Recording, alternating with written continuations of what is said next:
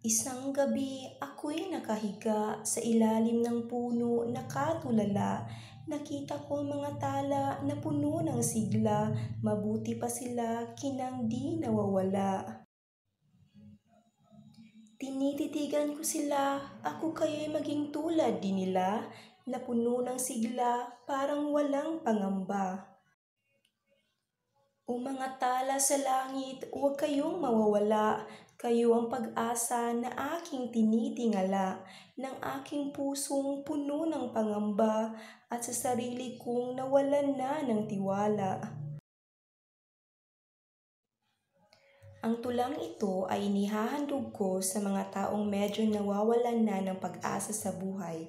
Isipin nyo na lang na balang araw, ang kinang nyo ay sisikat din tulad ng mga tala sa langit. Huwag mawalan ng pag-asa, laban lang. Sending hugs and prayers.